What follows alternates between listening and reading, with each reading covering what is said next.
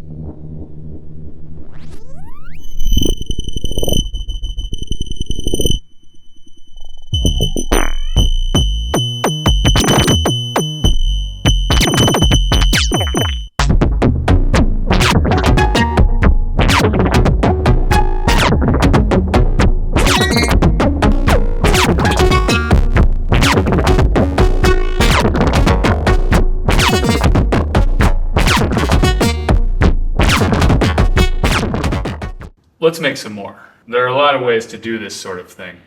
This is just one of them.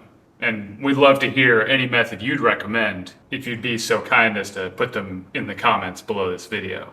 So I'm going to use both sides of the spectrophone to generate sound via the sub outputs and feed the right side in SAM to resynthesize some of this sound and add character to it. We'll take the side A sub, which is sawtooth, and patch it through the QPOS. Taking the mono low pass output stacks all four filters into one, which means it can overdrive and sound pretty aggressive. That's the mood I'm in. So that's what we're gonna do. We'll patch it to the side B input, which is driving the spectral amplitude modulation.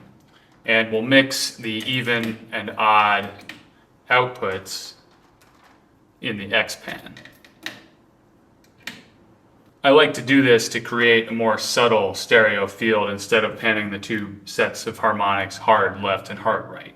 Now, let's patch them into the Morphagene to hear it.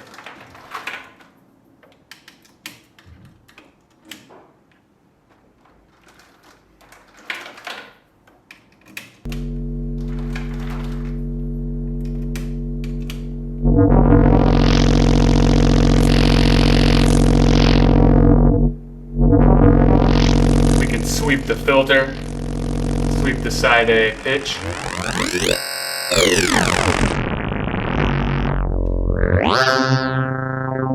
Sweep the settings of side B.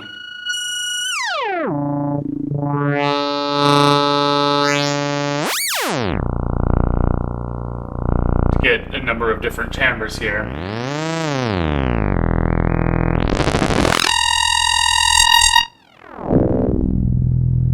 But what we need is a transient shape that manual sweeps can't provide. I'd still like to generate it manually though, so I can create the sound on demand. So for that, let's use the touch gate out from PressPoint.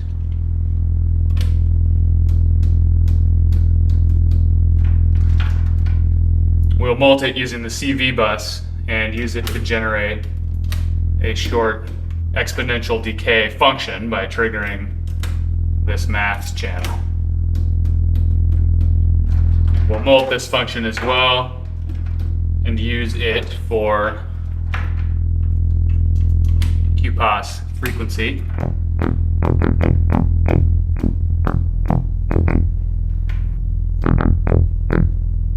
As well as the slide control on side B.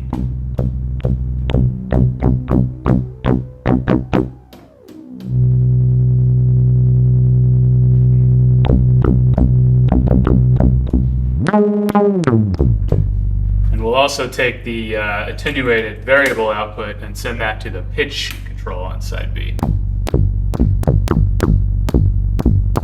This is a common way to add punch or impact to the beginning of a drum sound.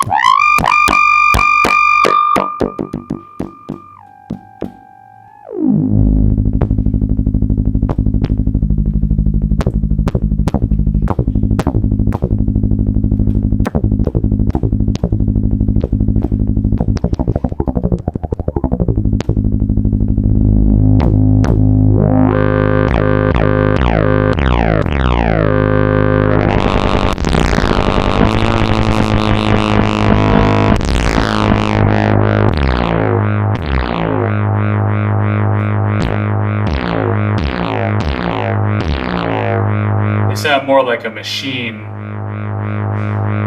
interpreting itself as mediated through another part of the same machine. And that's ultimately what they are.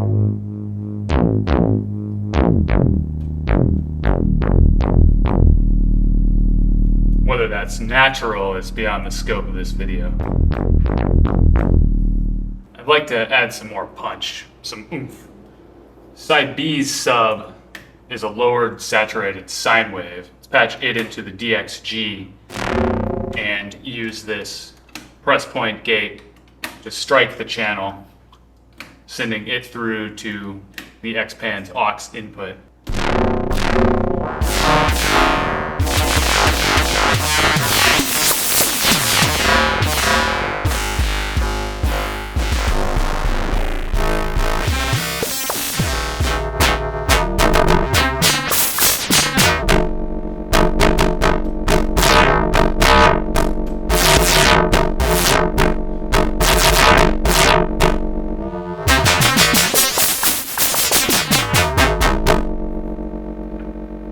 Now for the Morphagene. What I want to do is sync up the start point of these transient sounds and the recording of new splices so that the creation of each sonic event perfectly coincides with the beginning of the recording. So first, I took the SD card from the Morphagene, opened up the options file on my computer and set the record option to 1.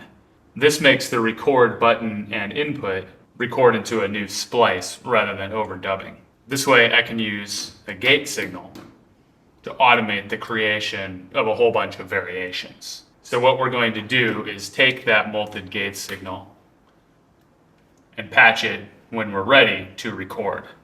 When I press, it'll start recording, and when I press it again, it'll stop. Note that the second press does always create a new sonic event, but that one will not be recorded because it coincides with the recording stopping. So, with that said, let's record some variations.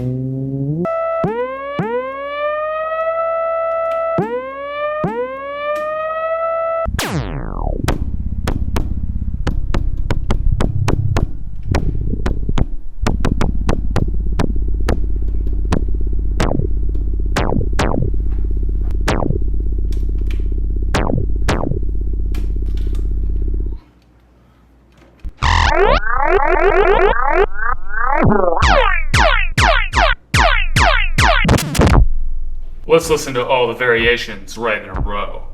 After completing a reel like this, I like to automatically run through all the splices by patching the end of splice gate output to the shift input.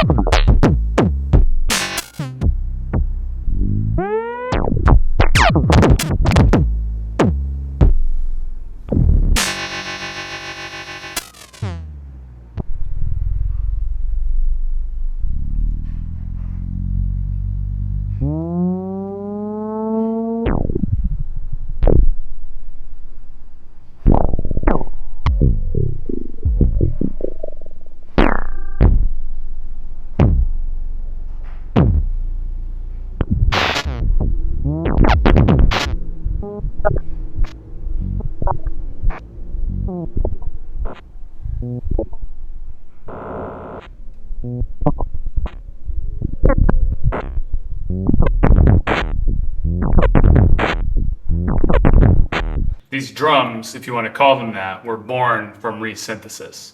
But why stop there? Why stop anywhere? Let's resynthesize them too. We'll mult out the Morphagene outputs now into both spectrophone inputs and mix them together in the X-Pan.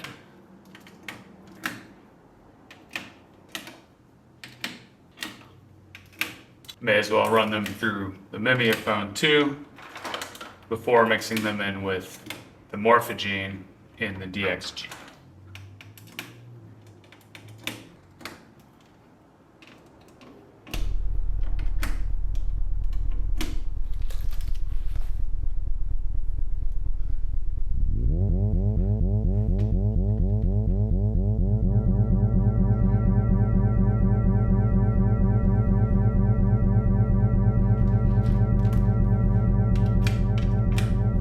We use the end of splice gate as a timing pulse for the full system.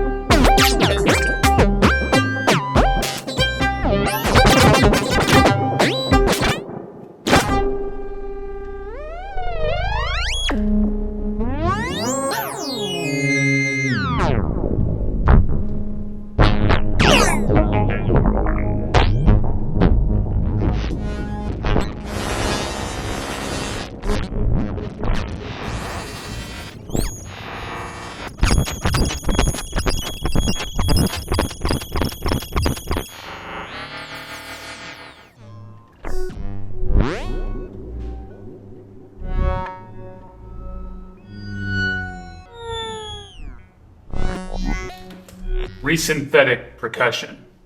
Spectral thumps. How do you resynthesize? Let us know in the comments. Thanks for watching and happy patching.